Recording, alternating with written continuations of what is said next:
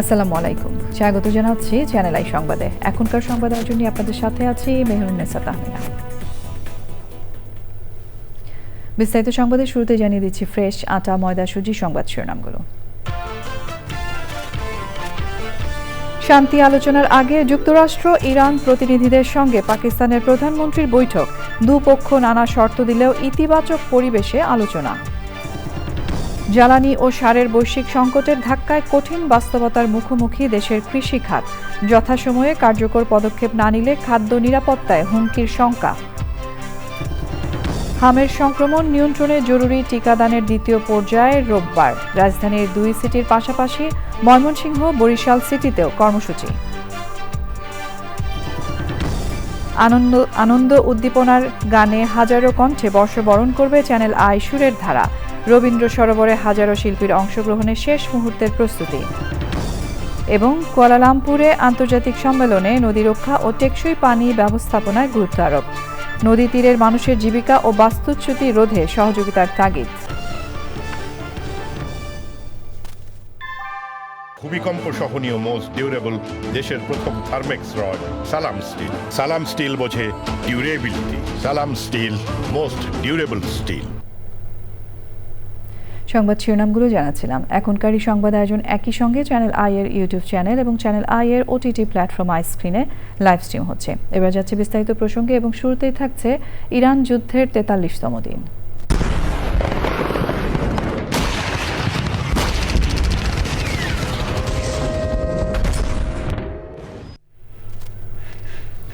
যুদ্ধ অবসানে আলোচনা শুরু করার আগে যুক্তরাষ্ট্র ও ইরানের প্রতিনিধি দলের সাথে বৈঠক করেছেন পাকিস্তানের প্রধানমন্ত্রী শেহবাজ শরীফ।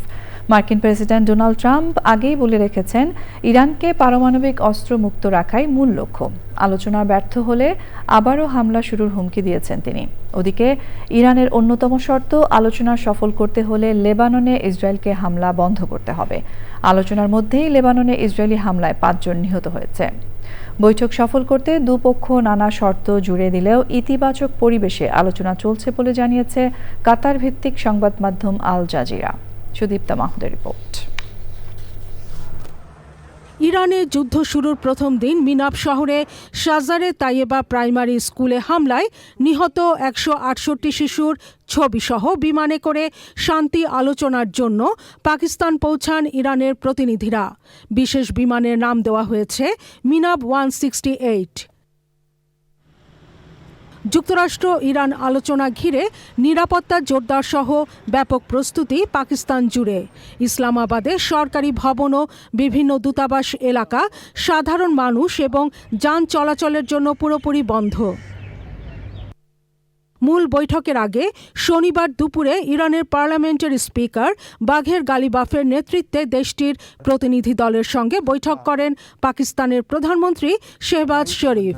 প্রতিনিধি দলে ছিলেন ইরানের পররাষ্ট্রমন্ত্রী আব্বাস আরাকচিও। যদিও এর আগে জার্মান পররাষ্ট্রমন্ত্রীর সঙ্গে ফোনালাপে আরাকচি বলেছিলেন যুক্তরাষ্ট্রের ওপর অবিশ্বাস নিয়ে আলোচনায় বসছেন তারা। ইরানের পর ভাইস প্রেসিডেন্ট জেডি ভ্যান্সের নেতৃত্বে মার্কিন প্রতিনিধি দলের সঙ্গেও বৈঠক করেন শেহবাজ শরীফ। মার্কিন দলে আরও ছিলেন মধ্যপ্রাচ্যের শান্তি মিশনের বিশেষ দূত স্টিভ উইটকফ ও জ্যারেড কুশনার। শান্তি আলোচনা ঘিরে যুক্তরাষ্ট্র ও ইরানের অর্জন আর ক্ষয়ক্ষতি নিয়ে বিশ্বজুড়ে চলছে আলোচনা। বার্তা সংস্থা রয়টার্স ইরানি কর্মকর্তার বরাত দিয়ে জানিয়েছে কাতার সহ বিভিন্ন দেশের জব্দ ইরানের সম্পদ ফেরত দিতে রাজি যুক্তরাষ্ট্র, তবে তা অস্বীকার করেছে হোয়াইট হাউস। ওদিকে আগামী কয়েক সপ্তাহের মধ্যে চীন ইরানে নতুন আকাশ প্রতিরক্ষা ব্যবস্থা পাঠানোর প্রস্তুতি নিচ্ছে বলে জানিয়েছে বিভিন্ন গণমাধ্যম। একে চরম উস্কানিমূলক উল্লেখ করেছে হোয়াইট হাউস। তবে বেইজিং এর আগে দাবি করে ইরান ও যুক্তরাষ্ট্রের যুদ্ধবিরতি চুক্তিতে তারা সহায়তা করছে। মধ্যপ্রাচ্যে চলমান সংঘাতের মধ্যে আগামী মাসের শুরুতে চীন সফরে যাচ্ছেন মার্কিন president Donald Trump. Sudipta Mahmud, channel I. এবারে অন্যান্য সংবাদ। পরিবারের সদস্যদের নিয়ে শিশুতোষ নাটক কবি চিতাবাঘ উপভোগ করলেন প্রধানমন্ত্রী তারেক রহমান। রাজধানীর বেইলি রোডে মহিলা কল্যাণ সমিতির থিয়েটারে সহধর্মিণী ডাক্তার জুবাইদা রহমান ও কন্যা ব্যারিস্টার জাইমা রহমানকে নিয়ে নাটক উপভোগ করেন প্রধানমন্ত্রী। শিকড় চিলড্রেন্স থিয়েটারের প্রযোজনায় ওই নাটক দেখা শেষে শিশুদের সঙ্গে কথা বলেন, সময় কাটান প্রধানমন্ত্রী।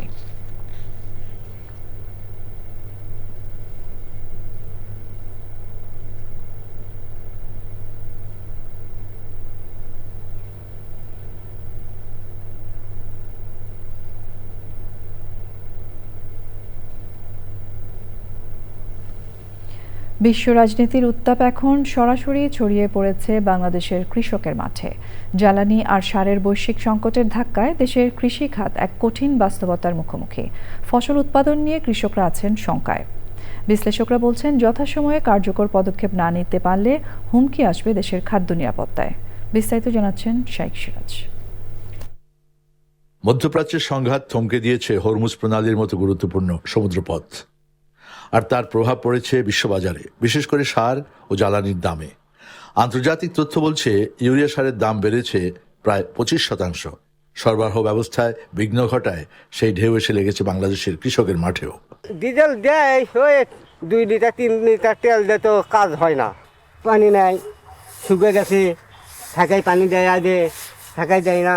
ধরেন 1500 টাকা সার আজকে বলছে 1750 টাকা। কেন 200 টাকা বেশি? কেন 200 টাকা বেশি বলছে? এটা পাওয়া যাচ্ছে না। আমি পতেঙ্গে আনতে গেলাম, আমাকে দিল টিএসপি।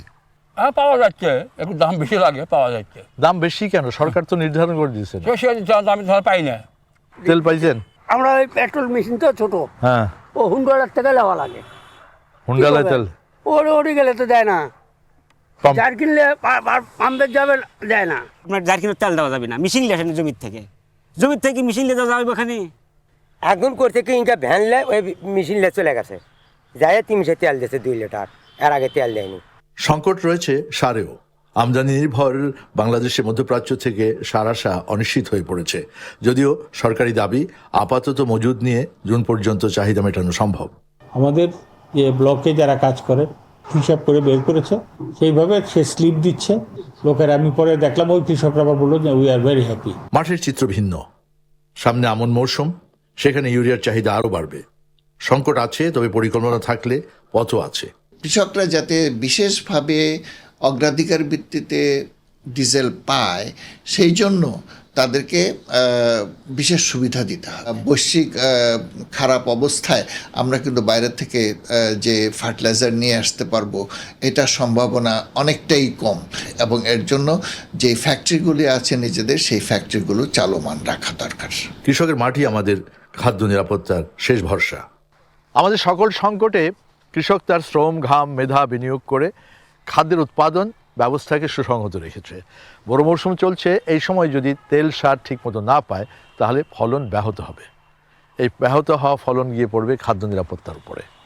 যদিও বৈশ্বিক সমস্যার সব জায়গায় একই রকম, কিন্তু এই সময়ে সরকারের উচিত বিকল্প বাজার খুঁজে বের করা সারের জন্য, এবং অন্যদিকে কৃষি ব্যবস্থাকে নতুন করে সাজানোর জন্য প্রযুক্তিগত নতুন ব্যবস্থা উদ্ভাবন করা।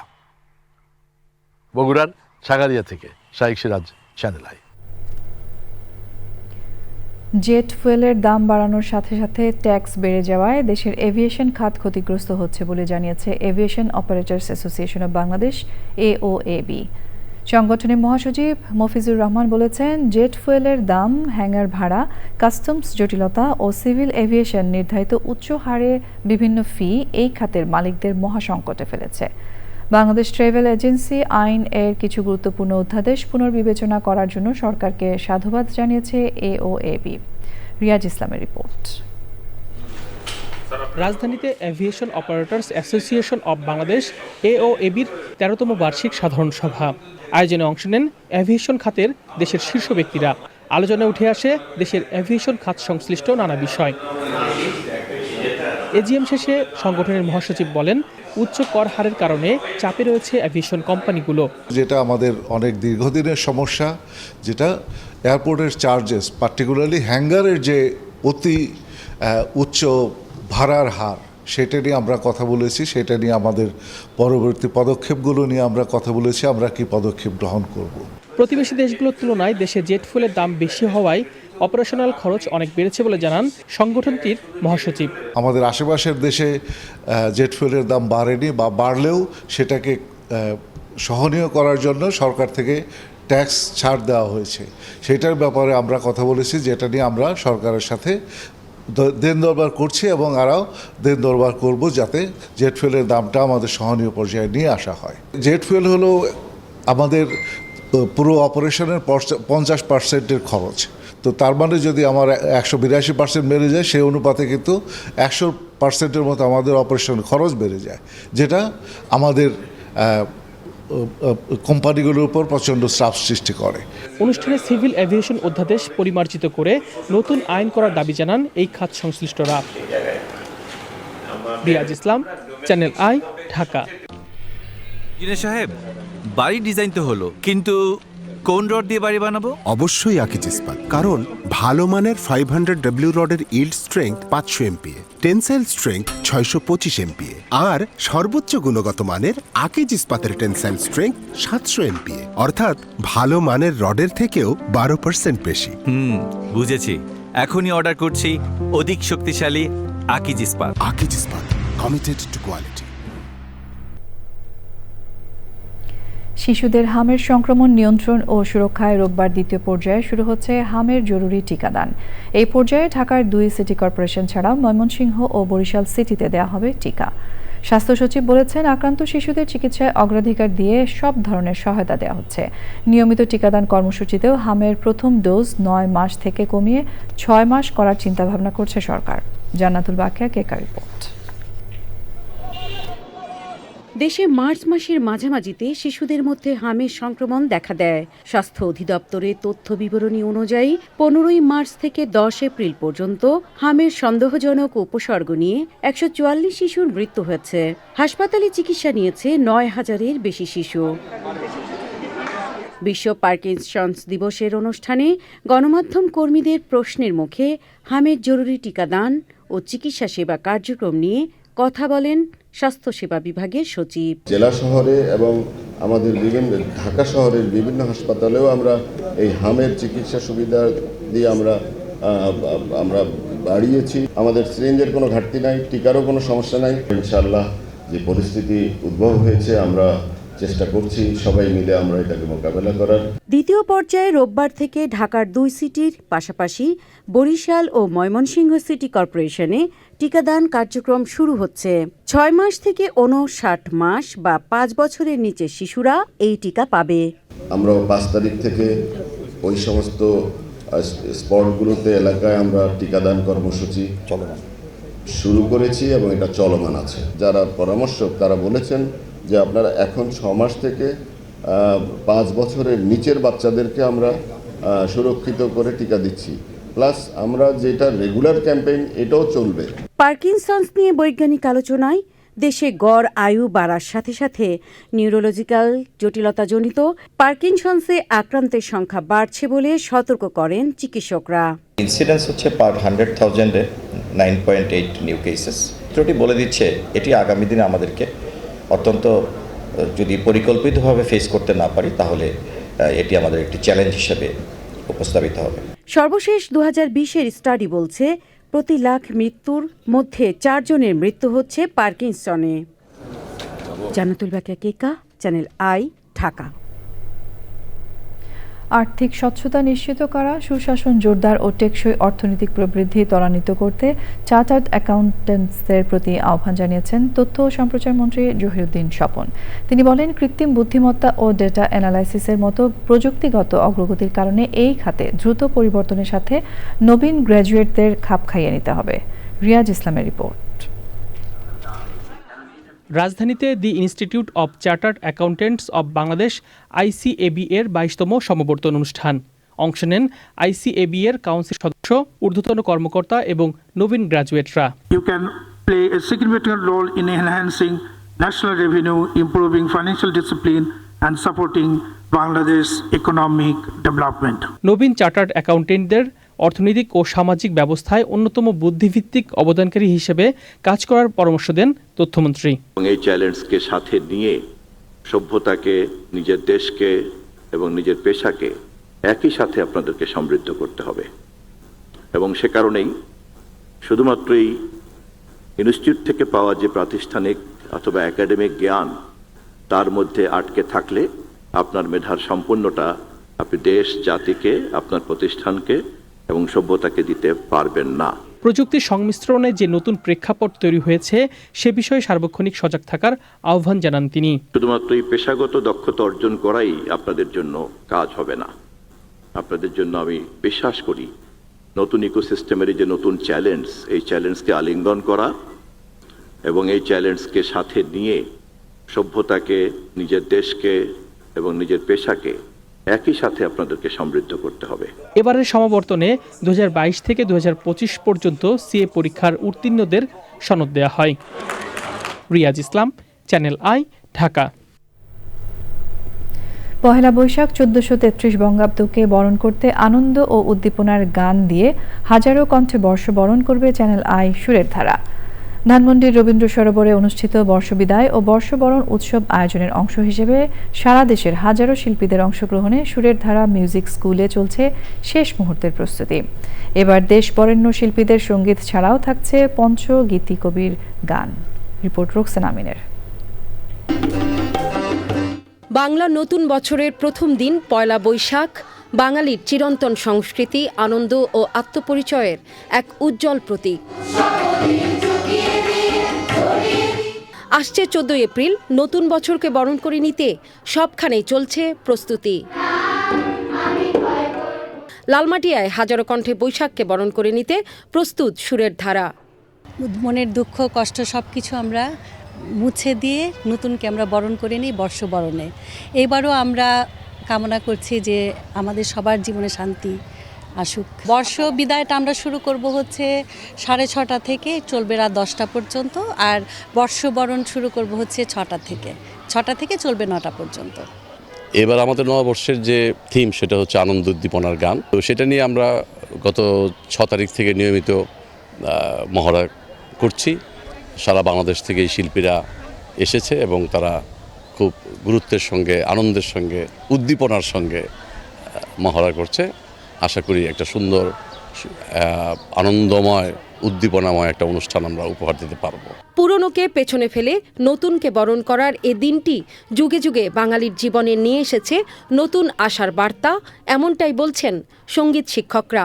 সারা বছর একটা অপেক্ষায় থাকে যে এই দিনটা কখন আসবে। শুধু যে আমরা শিক্ষকরা আগ্রহ বোধ করি তা না, বাচ্চারাও খুব আগ্রহ বোধ করে এবং আসার জন্য তারা অস্থির হয়ে যায়। সম্মিলিত কণ্ঠে 10টা গান করে রেখেছি চৈত্র সংক্রান্তিতে এবং বর্ষবরণেও 10টা গান মানে সম্মিলিত কণ্ঠে রেখেছি।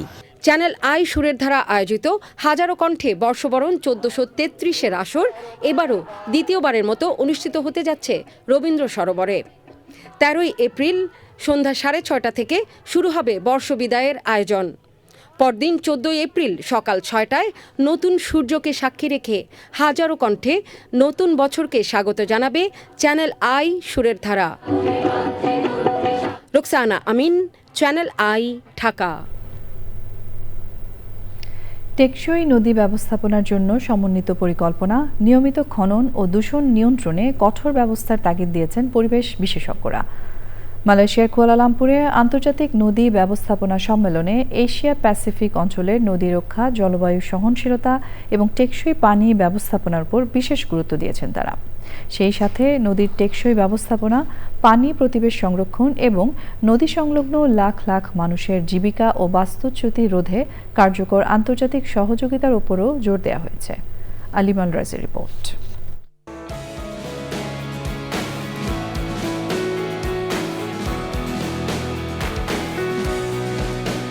নদীকে কেন্দ্র করেই এশিয়া প্যাসিফিক অঞ্চলের খাদ্য নিরাপত্তা, জীববৈচিত্র্য, জীবিকা এবং জলবায়ু সহনশীলতা গড়ে উঠেছে। তবে অপরিকল্পিত উন্নয়ন, শিল্প দূষণ, জলবায়ু পরিবর্তনের প্রভাব এবং দুর্বল শাসন ব্যবস্থার কারণে এই অঞ্চলের নদীগুলো আজ মারাত্মক হুমকির মুখে। এসব সংকট মোকাবেলায় অভিন্ন কৌশল, বিজ্ঞানভিত্তিক নীতি এবং আন্তদেশীয় সহযোগিতা গড়ে তোলার লক্ষ্যেই কুয়ালালামপুরে international conference on sustainable river management সম্মেলন। We need to talk and we need to discuss about the sustainable development in river management things and we need to work together.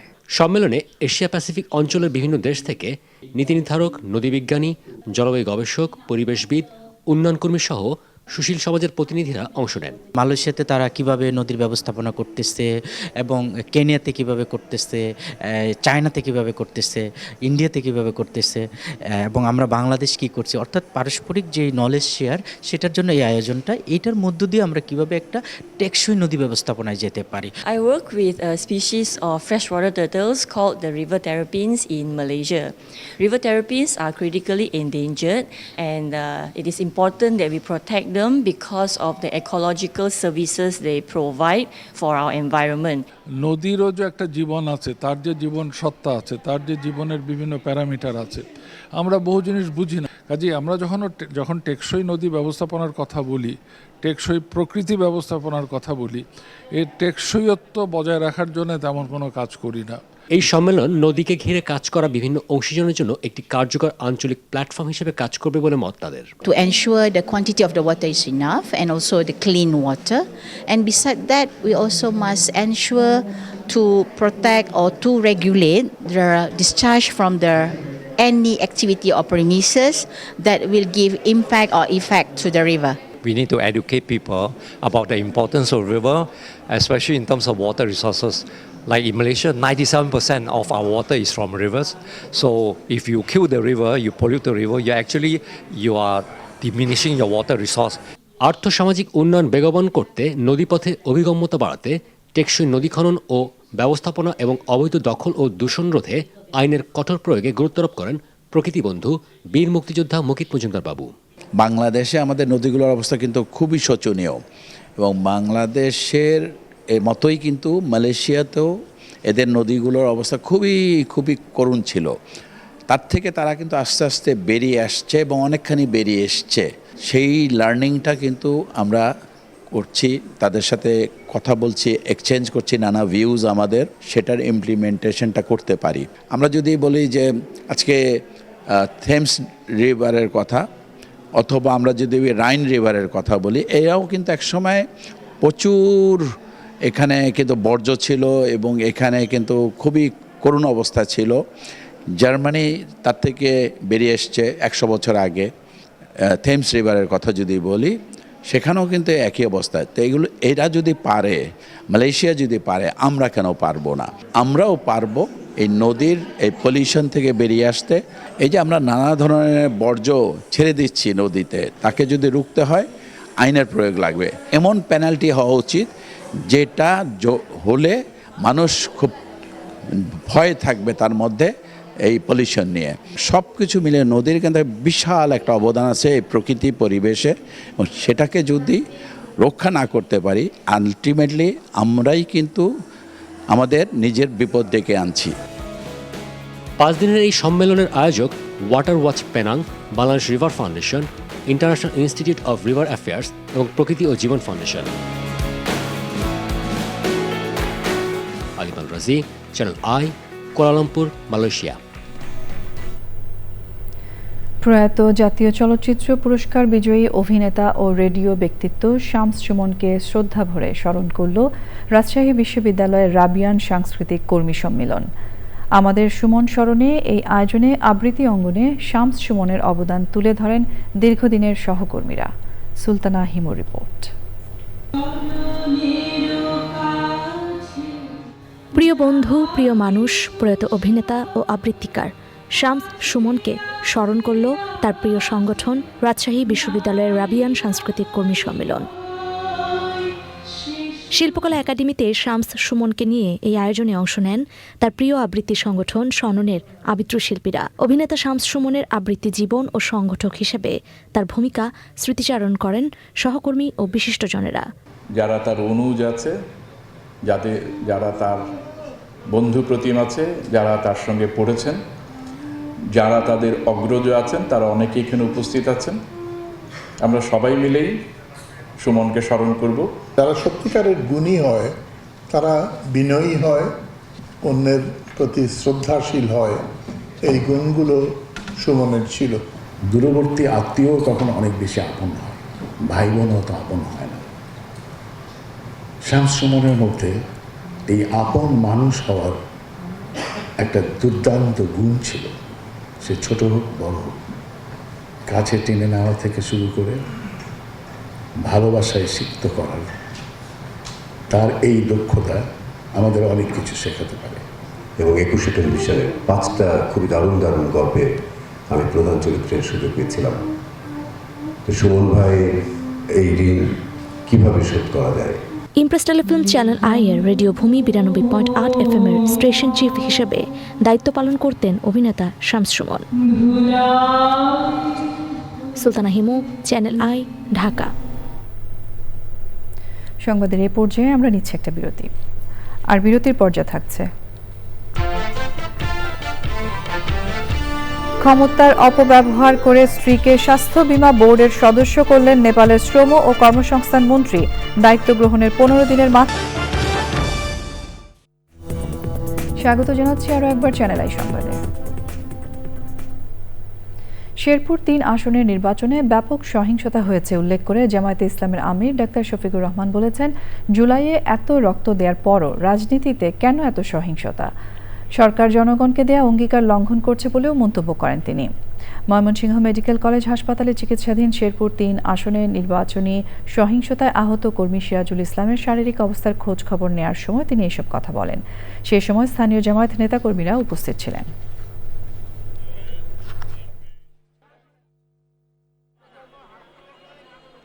সরকার তার দায়িত্ব পালনে এবং জনগণকে দেওয়া তাদের যে ওয়াদা ছিল সেটা তারা লঙ্ঘন করেছে, অন্যায় করেছে, জনগণের উপর জুলুম করেছে, জনগণকে অপমান করেছে। আমরা সেই অপমানের প্রতিশোধ হাল্লা চিল্লা মারামারি করে নিব না, জনগণের অধিকার কঠোর আন্দোলনের মাধ্যমে আদায় করার মাধ্যমেই নিব। সারা দেশে চাঁদাবাজ সহ বিভিন্ন অপরাধীদের তালিকা করছে র্যাব। সেই সাথে রাজধানীর শ্যামলীতে centre for kidney diseases and urology CKD হাসপাতালে যুবদল নেতা মঈনুদ্দিন মঈনের বিরুদ্ধে চাঁদাবাজির অভিযোগ খতিয়ে দেখে দ্রুত ব্যবস্থা নেওয়ার কথা জানিয়েছে সংস্থাটি। শহীদুল্লাহ রাজুর রিপোর্ট। সিসিটিভি ফুটেজে দেখা যায় শেরেবাংলানগর থানা যুবদলের সাবেক সাংগঠনিক সম্পাদক মঈনুদ্দিন মঈন শ্যামলীর CKD হাসপাতালের কর্মকর্তা কর্মচারীদের সঙ্গে কথা বলছেন। হাসপাতাল কর্তৃপক্ষের অভিযোগ, চাঁদা চেয়ে হুমকি ও ভয়ভীতি প্রদর্শন করছিলেন মঈন। এ বিষয়ে আইনশৃঙ্খলা বাহিনীর কাছেও অভিযোগ জানায় হাসপাতাল কর্তৃপক্ষ। CKD হাসপাতালে চাঁদাবাজির অভিযোগ নিয়ে প্রশ্নের জবাবে র্যাব জানিয়েছে, সব ধরনের চাঁদাবাজি বন্ধ ও চাঁদাবাজদের ধরতে তৎপর তারা। চাঁদাবাজদের কিন্তু অনেক রূপ থাকে, শুধু মোটা দাগে আমরা অনেকে চাঁদাবাজ বলি, কিন্তু চাঁদাবাজির বিভিন্ন স্তর আছে এবং আমরা কিন্তু সবগুলো নিয়েই কাজ করছি বিভিন্ন ধরনের। তো এই স্তরগুলোকে বিবেচনা করে ছোট থেকে বড় সবগুলো স্তরকেই বিবেচনায় রেখে এই চাঁদাবাজির লিস্ট তৈরি করা হচ্ছে। আমাদের সেই যাচাই বাছাই প্রক্রিয়া চলমান আছে। আমরা নিশ্চিত হলে অবশ্যই অতি দ্রুততম সময়ে অপরাধীকে আইনের আওতায় আনতে পারবো ইনশাআল্লাহ। সরকারের নির্দেশনা অনুযায়ী সারা দেশে চাঁদাবাজদের তালিকা তৈরির কথাও জানান তিনি। চাঁদাবাজদের একটি লিস্ট তৈরি করি যেটা আনবায়াসড। আমাদের গোয়েন্দা নজরদারি চালু রয়েছে এবং আমরা এই তালিকা তৈরি করছি যেটা একেবারেই আনবায়াসড হবে এবং যারাই এই তালিকাতে থাকবে আমরা চেষ্টা করব অতি দ্রুত তাদেরকে আইনের আওতায় নিয়ে আসার জন্য এবং এই জঘন্য অপরাধকে দমন করার জন্য। সারা দেশে অভিযানে নারায়ণগঞ্জের সোনারগাঁওয়ের শীর্ষ সন্ত্রাসী ও মাদক ব্যবসায়ী কাল্লা রুকসি চট্টগ্রামে হামলায় যুবকের কবজি বিচ্ছিন্ন করার ঘটনায় অন্যতম অভিযুক্ত মানব পাচারকারী, অস্ত্রধারী সন্ত্রাসী এবং চট্টগ্রামের পতেঙ্গায় মাছ ধরার ট্রলার থেকে 5 লাখ ইয়াবাসহ 9 জনকে গ্রেপ্তার করার তথ্য জানিয়েছে র্যাব। পৈয়াবাজার এলাকায় বিশেষ অভিযান পরিচালনা। Shahidullah Raju, channel I, Dhaka.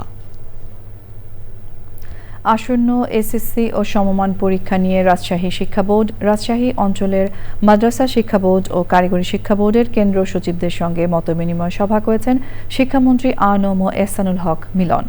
Rajshahi medical college অডিটোরিয়ামে মতবিনিময় সভায় তিনি নকলমুক্ত ও শান্তিপূর্ণ পরীক্ষার পরিবেশ নিশ্চিত করতে সংশ্লিষ্টদের আন্তরিকতার সাথে দায়িত্ব পালনের আহ্বান জানান।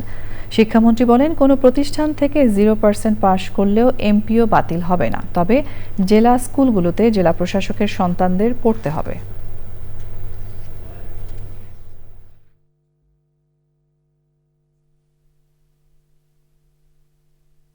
পদত্যাগ আমাকে অবশ্যই করতে হবে।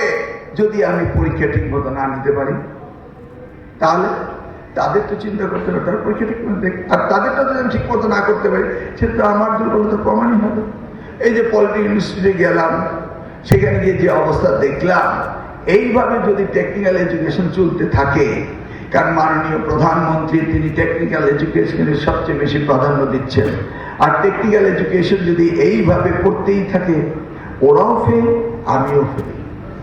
কারণ আমি যদি এদিকে ডেভেলপ না করতে পারি, তাহলে আমাকেও তো উনি বাদ দিয়ে দিবেন। শিক্ষাঙ্গনে মাদকমুক্ত সমাজ গড়তে শিক্ষার্থীদের এগিয়ে আসার আহ্বান জানিয়েছেন ঢাকা ২ আসনের সংসদ সদস্য সাবেক মন্ত্রী আমানুল্লাহ আমান। কেরানীগঞ্জে আটি ভাওয়াল উচ্চ বিদ্যালয় মাঠে কৃতি শিক্ষার্থীদের সম্মাননা অনুষ্ঠানে তিনি বলেন, বেগম খালেদা জিয়ার হাত ধরে ছাত্রীদের উপবৃত্তির ব্যবস্থা করা হয়েছিল। এরই ধারাবাহিকতায় ছাত্রদের জন্য উপবৃত্তির ব্যবস্থা করবে প্রধানমন্ত্রী তারেক রহমানের সরকার। প্রতিটি শিক্ষা প্রতিষ্ঠানে প্রতিদিন জাতীয় সঙ্গীত চালু করার জন্য শিক্ষকদের আহ্বান জানান তিনি।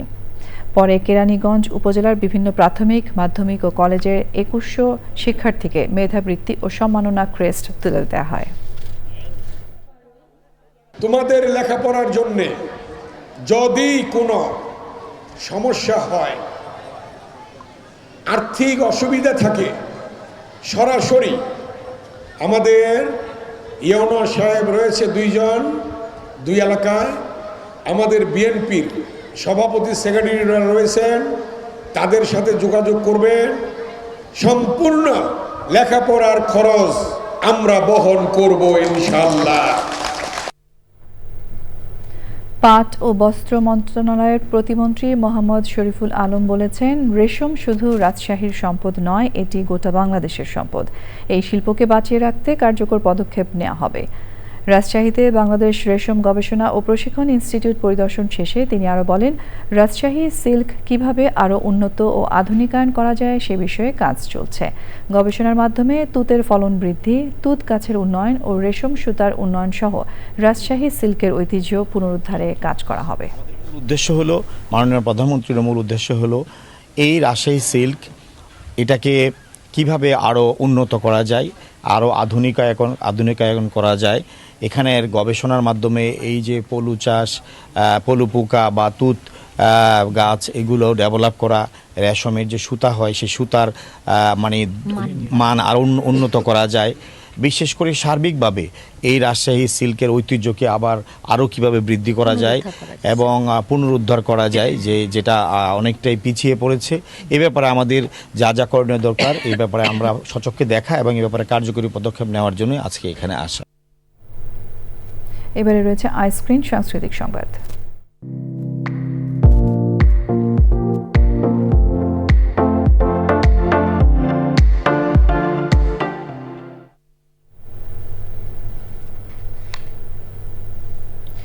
বইপ্রেমীদের অংশগ্রহণে অনুষ্ঠিত হয়েছে ইফতেখারুল ইসলামের নতুন বই পাহাড়ে ও সমতলে নিয়ে আলোচনা ও লেখকদের সঙ্গে আড্ডা। রাজধানীতে বিশ্ব সাহিত্য কেন্দ্রের ক্যাফেটেরিয়ায় আয়োজিত অনুষ্ঠানে বইটির প্রেক্ষাপট, ভ্রমণ অভিজ্ঞতা ও লেখনের বৈশিষ্ট্য নিয়ে বিস্তারিত আলোচনা করেন অতিথিরা। আলোচনায় অংশ নেন বিশ্ব সাহিত্য কেন্দ্রের প্রতিষ্ঠাতা ও সভাপতি অধ্যাপক আব্দুল্লাহ আবু সাঈদ। অনুষ্ঠানে উপস্থিত ছিলেন লেখক ও গবেষক চৌধুরী মুফাদ আহমদ, বিইআরসির চেয়ারম্যান জালাল আহমেদ ও কথা সাহিত্যিক আনিসুল হক। আলোচকরা বইটির বিষয়বস্তু ও লেখনীর প্রশংসা করেন। বইটির ভাষাশৈলী ও বিষয়বস্তুকে পাঠক বান্ধব বলে উল্লেখ করেন তারা। এবারে নিটল টাটা আন্তর্জাতিক সংবাদ।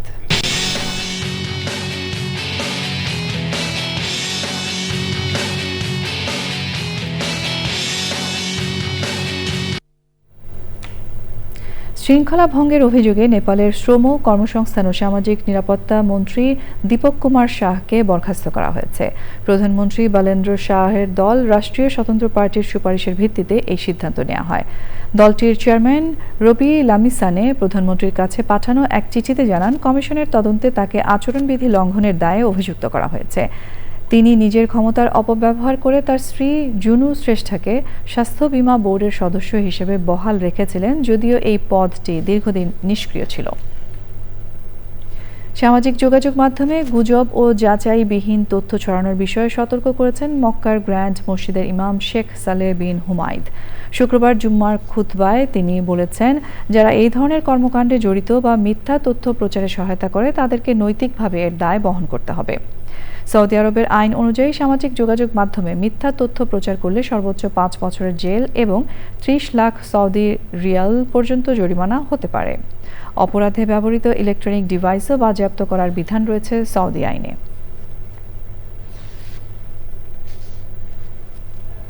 পৃথিবী থেকে চাঁদে আসা যাওয়া মিলিয়ে মহাশূন্যে 11 লাখ কিলোমিটার পথ পাড়ি দিলেও নাসার আর্টেমিস 2 অভিযানের অন্যতম কঠিন অংশ ছিল শেষ 121 কিলোমিটার বা 4 লাখ ফুট।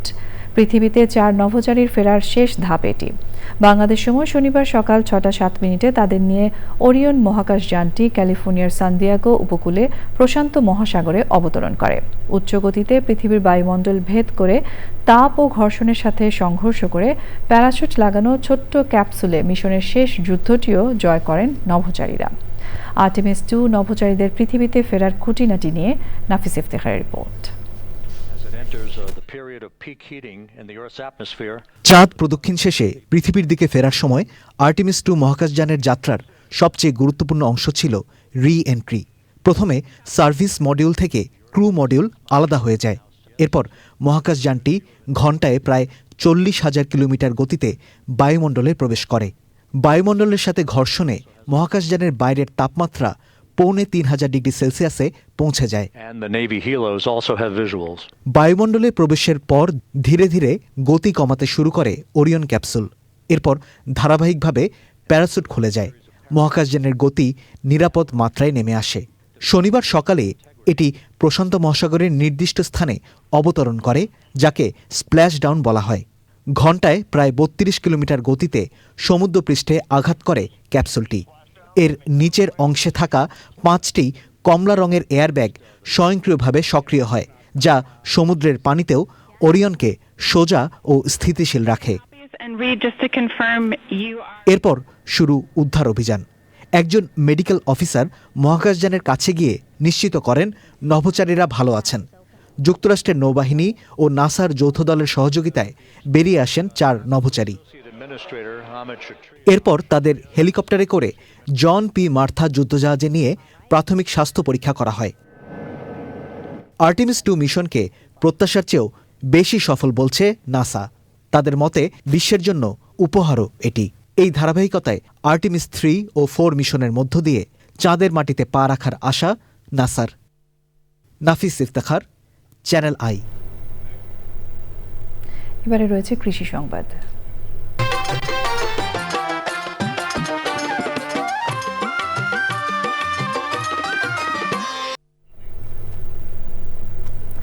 নওগাঁয় ক্ষীরা চাষ করে সফলতার দৃষ্টান্ত গড়েছেন কৃষক। অন্যান্য ফসলের তুলনায় বেশি লাভ হওয়ায় ক্ষীরা চাষে দারুণ আশাবাদী তারা। নওগাঁ প্রতিনিধি ইমরুল কায়েসের পাঠানো তথ্য ভিডিও চিত্র নিয়ে রিপোর্ট করছেন জহির মুন্না। নওগাঁয় ক্ষীরা চাষ করে এবার আশানুরূপ ফলন পেয়েছেন কৃষক। বিঘা প্রতি জমি থেকে প্রায় 150 মণ পর্যন্ত ক্ষীরা উৎপাদনের আশা করছেন তারা। বর্তমানে বাজার দর ভালো পাওয়ায় সব খরচ বাদে ভালো লাভেরও স্বপ্ন দেখছেন কৃষক। বাজার ভালো থাকে বা ওই সময় যদি বাজার ভালো হয়, আমার টোটালি 10 কাটা মাটিতে প্রায় প্রথম থেকে 70-80 মণ ক্ষীরা উঠবে। যদি বাজার ভালো থাকে 1000 টাকা মনে হয়, প্রায় 70-80 হাজার টাকার মধ্যে বিক্রি হবে। খরচ হবে এখানে 14-15 হাজার টাকা, আর ক্ষীরা হবে 80 মণ। আর এখন বাজার মূল্য হলো 2000 টাকা, পরে অবশ্য বাজার মূল্য কমে যাবে। এই জন্য আমার এখানে 1 লাখ টাকা পর্যন্ত বিক্রি হতো। তবে মাঠ পর্যায়ে কৃষি বিভাগের পরামর্শ ও তৎপরতা বৃদ্ধির দাবি রয়েছে তাদের। কেউ আসেই না, যেটা সত্য কথা, কেউ আসে না যে কৃষক আছে। হ্যাঁ, এরকম অবস্থা। কৃষকরা যে আসে, যে কৃষি কর্মকর্তারা আসে যে পরামর্শ দিবে, যেটা কথা বলবে না, ওদের কাছে গেলেও তো পাত্তা পাওয়া। কৃষি বিভাগ বলছে চলতি বছর জেলায় 2025 বিঘা জমিতে ক্ষীরা চাষ হয়েছে। বর্তমান বাজার দর অনুযায়ী যার সম্ভাব্য বাজার মূল্যও প্রায় 30 কোটি টাকার মতো। অত্যন্ত আনন্দিত যে তারা ক্ষীরা চাষ করে এবার প্রায় বিঘা থেকে হয়তো 1.5 লাখ 2 লাখ টাকার পরিমাণ লাভ করতে পারবে। তো আশা করা যায় যে আমরা কৃষকের পাশে লেগে আছি, তাদের পরামর্শ দিচ্ছি। তারা অল্প যদি স্প্রেটি করা লাগে তাহলে তারা স্প্রে করার পরে যেন আপনার ঠিকমতো বাজারে ক্ষীরা নিয়ে আসে এবং ক্ষীরা কৃষকের এবার টাকা দিয়ে যাওয়া বলে আশা করি। সঠিক পরামর্শ, পরিচর্যা আর বাজার সুবিধা স্থিতিশীল থাকলে এ অঞ্চলের কৃষকদের জন্য ক্ষীরা হয়ে উঠতে পারে নতুন অর্থকরী ফসল। Zahir Munna, channel I. এবারে রয়েছে প্রকৃতি সংবাদ।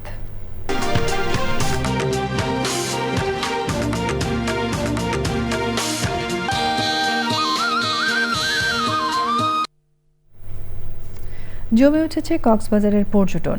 দেশি বিদেশি পর্যটকদের আগমনে খুশি পর্যটন সংশ্লিষ্টরা।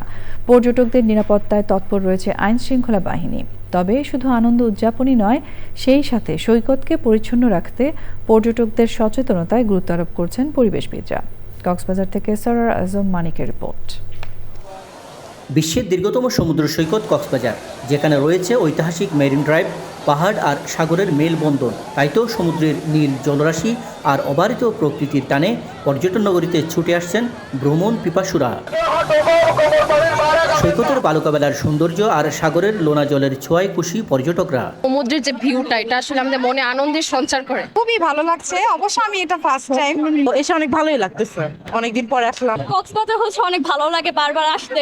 অন্যরকম ফিলিংস আসে, এর জন্য কক্সবাজার আবার আসলাম। অনেক এনজয় করতেছি। খুবই ভালো, আর কোনো জায়গায় ভালো লাগে না কক্সবাজারের মতো। চাহিদা বেশি থাকায় হোটেল বুকিং সহ ভ্রমণ সংশ্লিষ্ট তথ্য জেনে নেওয়ার গুরুত্ব আরোপ করেন পর্যটন ব্যবসায়ীরা। আপনারা যারা কক্সবাজারে আসবেন সবাই এখন অনলাইনের যুগ, হোটেল বুকিং দিয়ে আসবেন, হোটেলের তথ্য জেনে আসবেন। দালাল চক্রের হাতে পড়ে অনেক সময় প্রতারিত হয়। অনাকাঙ্ক্ষিত পরিস্থিতি এড়াতে সতর্ক রয়েছে লাইফ গার্ড ও টুরিস্ট পুলিশ। 3টি বিচে আমরা লাইফ গার্ড সেবাটি দিয়ে যাচ্ছি। আমাদের অনেকটাই হিমশিম খেতে হচ্ছে এই সেবা দেওয়ার জন্য। তবে আমরা নিশ্চিত পর্যটকরা যদি আমাদের নির্দেশনা মেনে চলে, এই 3টি পয়েন্টে আমাদের যে 27 জন লাইফ গার্ড কর্মী রয়েছে, তাদের দ্বারা যে কোনো অনাকাঙ্ক্ষিত পানিতে ডুবে মৃত্যু ঠেকানো সম্ভব। কলাতলি বিচ, সুগন্ধা বিচ এবং লাগবনি বিচে 3টা টিম রয়েছে। ওই 3টা টিম 24 ঘন্টার 2 শিফটে কাজ করে যাচ্ছে। এছাড়া সাদা পোশাকে 2টা টিম আছে যারা গোয়েন্দা তথ্য সংগ্রহ করছে সাদা পোশাকের টুরিস্টদের মধ্যে থেকে। সমুদ্র সৈকত ছাড়াও হিমছড়ি, ইনানি, দরিয়ানগর, মহেশখালী, রামু সহ বিভিন্ন পর্যটন কেন্দ্রে দিন দিন ভিড় বাড়ছে পর্যটকদের। কক্সবাজারে দিন দিন বাড়ছে পর্যটকদের আগমন। তবে কক্সবাজার সমুদ্র সৈকত সহ আশপাশের এলাকার পরিবেশ প্রকৃতির সংরক্ষণের ব্যাপারে যেন আগত পর্যটকরা সচেতন হয়, তার উপর গুরুত্ব দিয়েছেন পরিবেশবিদরা। কক্সবাজার সমুদ্র সৈকত থেকে Sarwar Azam Manik, Channel I. Dhaka bank PLC বাণিজ্য সংবাদ।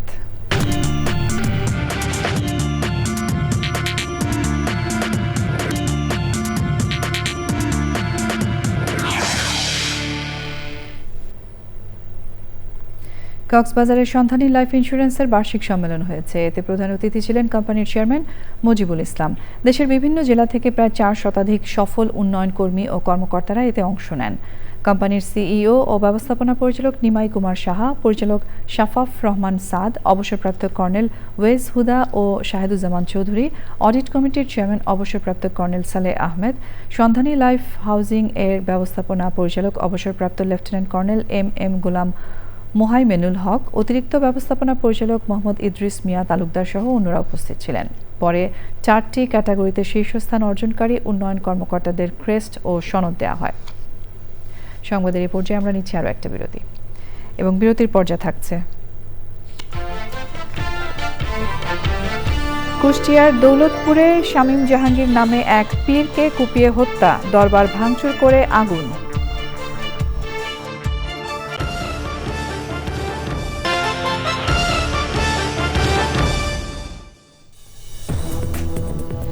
স্বাগত জানাচ্ছি আরও একবার চ্যানেল আই সংবাদে। কুষ্টিয়ার দৌলতপুরে শামীম জাহাঙ্গীর নামে এক পীরকে কুপিয়ে হত্যা করেছে একদল লোক।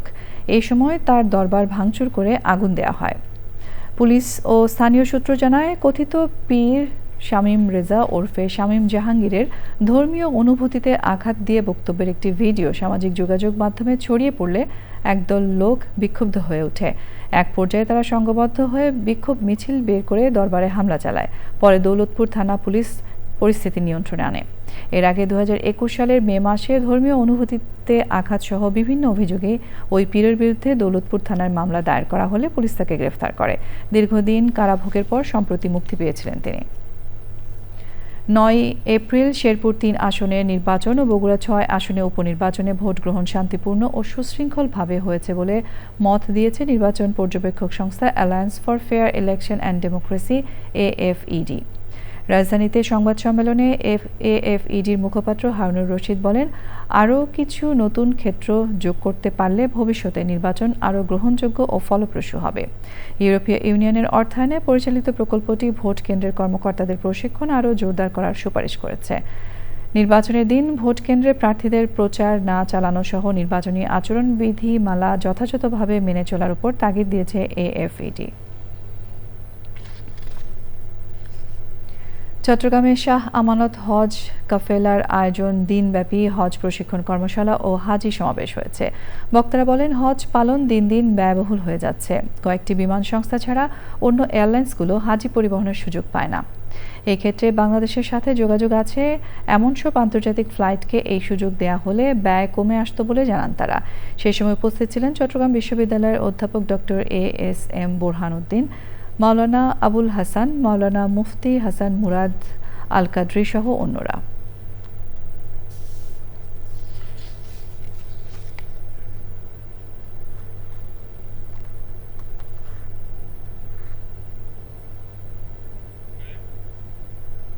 সংবাদের এই পর্যায়ে নিচ্ছে আরও একটা বিরতি এবং বিরতির পর খেলার খবরে যা থাকছে। নিউজিল্যান্ডের সাথে প্রথম 2 ওয়ানডের জন্য বাংলাদেশ দল ঘোষণা। পাকিস্তানের বিপক্ষে সব শেষ সিরিজ জেতা স্কোয়াডের উপর নতুন নির্বাচক কমিটির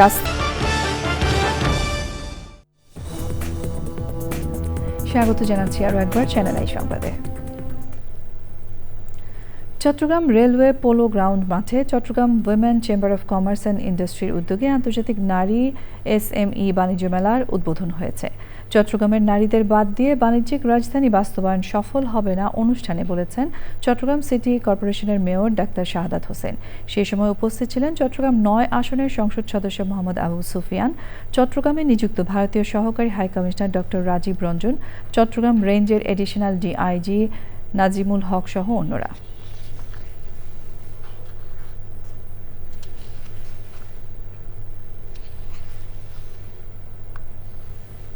এবারে জানাবো খেলার খবর।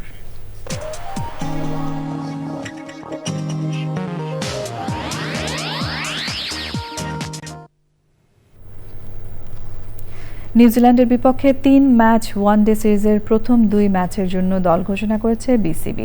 নতুন নির্বাচক কমিটির এটি প্রথম দল ঘোষণা।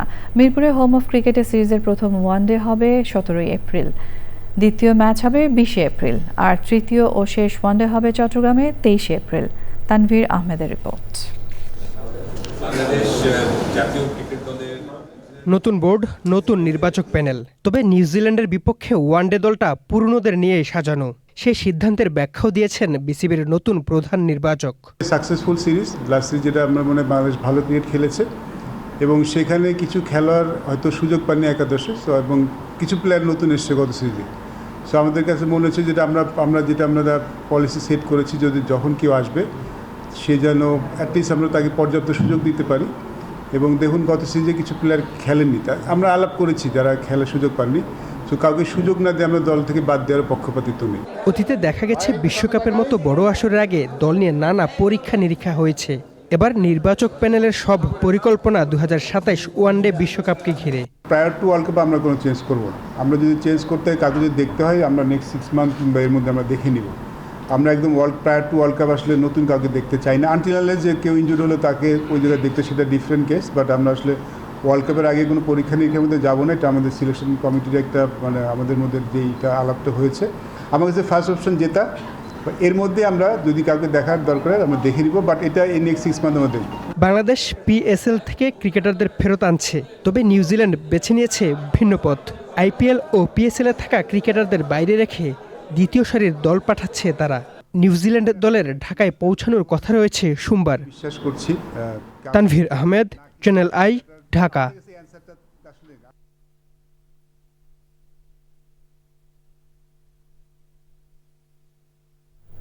সংবাদ শেষ করব ফ্রেশ আটা ময়দা সুজি সংবাদ শিরোনামগুলো আরও একবার জানিয়ে দিয়ে। ইরান যুদ্ধ বন্ধে পাকিস্তানের ইসলামাবাদে যুক্তরাষ্ট্র ও তেহরানের প্রথম দফা আলোচনা শেষ। বৈঠক আরও একদিন বাড়াতে চাপ দিচ্ছে পাকিস্তান। জ্বালানি ও সারের বৈশ্বিক সংকটের ধাক্কায় কঠিন বাস্তবতার মুখোমুখি দেশের কৃষি খাত। যথাসময়ে কার্যকর পদক্ষেপ না নিলে খাদ্য নিরাপত্তায় হুমকির শঙ্কা।